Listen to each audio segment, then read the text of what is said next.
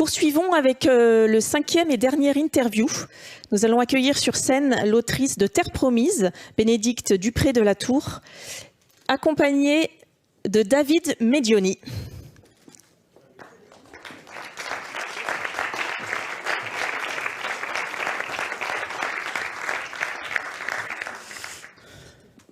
Bonsoir Bénédicte. Bonsoir David. Bonsoir. Alors, Terre promise, c'est votre premier roman. C'est un roman qui est un roman choral, qui est vraiment une ode, une déclaration d'amour à la fiction, au pouvoir de la fiction, au pouvoir de se raconter des histoires, au pouvoir des histoires entremêlées. Il y a des personnages hauts en couleur. Hein. Il y a Éléonore, il y a Quinta, il y a Morgane. Il y a aussi Marie qui est une infirmière. Enfin, il y a vraiment plein de personnages. Chaque personnage est animé par une histoire, et en même temps c'est des destins entremêlés. Qu'est-ce qui vous a donné envie de raconter ces différentes histoires et ensuite de les entremêler? Comment s'est né un peu cette Terre promise au pluriel? Les origines. Ouais. On me pose souvent cette question. Alors, j'aime répondre que en fait, c'est pas moi qui écris ce roman. Donc tout le monde me dit quoi? Ah bon? En fait, j'étais en train d'écrire autre chose, et c'est un de mes personnages d'un précédent roman qui se met à écrire ce début d'histoire, qui écrit un western. Et donc, je trouve cette anecdote assez intéressante.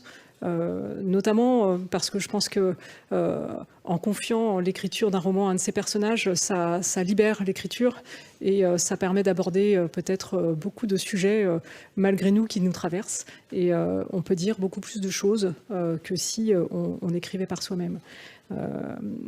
Ce roman Terre promise, effectivement, on pourrait s'imaginer qu'on est dans un western. Or, j'ai mis en place un dispositif qui fait en sorte que, prouvez-moi qu'on y est. Oui, il n'y a pas les mots classiques du western, saloon, shérif, tout ça. Exactement, j'ai écrit sous contrainte. On est un peu pervers. C'est l'Oulipo ici, un peu, en fait. Voilà, les écrivains, on a besoin de contraintes. Et l'une de mes contraintes, c'était effectivement de ne absolument pas aborder le vocabulaire, d'intégrer le vocabulaire qui est lié traditionnellement au western, comme par exemple les saloons, les cow-boys, etc. Donc tout le texte est complètement expurgé de ce vocabulaire-là, et pourtant on y est. On a des archétypes, que ce soit la prostituée, le chercheur d'or, mais ma foi, des prostituées, il y en a sur tous les continents. De l'or, il y en a sur tous les continents. Et des invasions, malheureusement, il y en a à toutes les époques. Et pourquoi vous avez choisi cette contrainte, justement? Qu'est-ce que ça vous a apporté en tant que romancière? Une forme de liberté, c'est-à-dire que j'ai considéré que quand j'ai commencé à écrire ce roman, je me suis posé 5 minutes, je me suis relu, et je me suis dit mais pourquoi j'écris un western? Je me sens pas légitime, moi j'ai jamais vécu aux États-Unis, c'est pas mon histoire. Puis je me suis dit mais en fait si je regarde un petit peu en arrière, j'ai été pétrie d'un imaginaire qui n'est pas le mien. J'ai vu énormément de westerns, j'ai joué infiniment aux cow-boys et aux indiens, je suppose que vous aussi peut-être. Oui, bien sûr. Voilà. Bon, moi, je jouais plutôt toujours. Cow-boy ou plutôt moi j'étais un indien, moi, j'étais les perdants d'histoire. Ouais, les perdants d'histoire. Voilà, moi j'étais un indien. On a ça en commun. Voilà. Et donc c'est étonnant, j'ai pas joué à Astérix, Obélix, j'ai pas joué à Clovis, voilà, c'est ce qui pourrait être légitimement mon histoire. Et donc je me suis posé des questions, je me suis dit mais qu'est-ce qui s'est passé? Pourquoi je joue à des choses, à une histoire, un imaginaire qui n'est pas le mien, mais celui qui vient d'un autre continent. Et je me suis aperçu finalement qu'il y avait une entreprise de colonisation de mon imaginaire qui était là, qui était à l'œuvre. Et je voulais... alors j'aurais pu dire j'arrête d'écrire. Ouais. Mais justement, dans ce roman, il y a une vision du western qui n'est pas habituelle, quoi. C'est-à-dire que normalement c'est très héroïque, il y a les bons, les méchants, les persécutés et les autres. Et là, on est vraiment dans la nuance permanente, j'ai trouvé à la lecture. C'est ça que vous aviez envie aussi de faire passer, cette idée que finalement on pouvait déconstruire un mythe qui avait colonisé nos imaginaires, comme vous dites. Oui, bien sûr, on peut déconstruire un mythe. Les mythes sont faits pour être déconstruits. En tout cas, moi, c'est un de mes projets littéraires.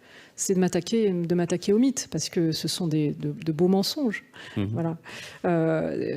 Donc là, je me suis attaquée à ce mythe-là, qui est même antérieur, parce que le mot terre promise, ça rappelle la Bible. Hein.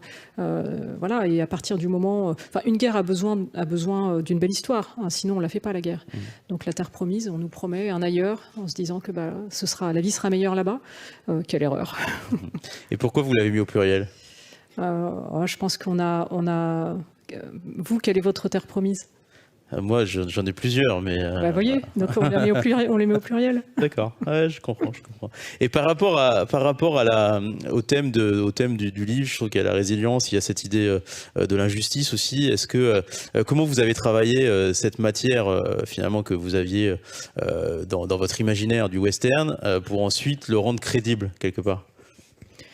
Alors, je suis vraiment partie des perdants de l'histoire. Donc on suit 8 personnages qui sont effectivement bien maltraités par les circonstances, par les événements, par le destin, on appelle ça comme on veut, et aussi par des éléments extrêmement hostiles, c'est-à-dire qu'une entreprise d'invasion, on peut envahir une terre, une géographie, mais on peut aussi envahir un corps en décrétant que c'est à nous, mais de bien des manières. Mais il y a quand même une capacité de résistance, que ce soit la capacité de la nature hostile, même si elle n'a pas de volonté directe, ou la capacité d'un corps à résister, que ce soit un esclave, que ce soit un soldat qui fuit la guerre, que ce soit une femme qui vit sous la coupe d'un mari qui la considère comme sa possession. Donc je pense que je suis partie d'histoires de famille, et c'est à mon sens ce qui rend Terre Promise assez universelle. On suit 8 destinées et chacun peut se retrouver d'une certaine manière dans un de ces personnages. Oui, et puis c'est complètement maîtrisé parce que les 8 personnages ont des destins qui s'entrecroisent et c'est vraiment un roman avec énormément de souffle, on a beaucoup aimé. Donc bravo à vous et merci pour ce roman et d'être venu ce soir à votre Maison de la Poésie.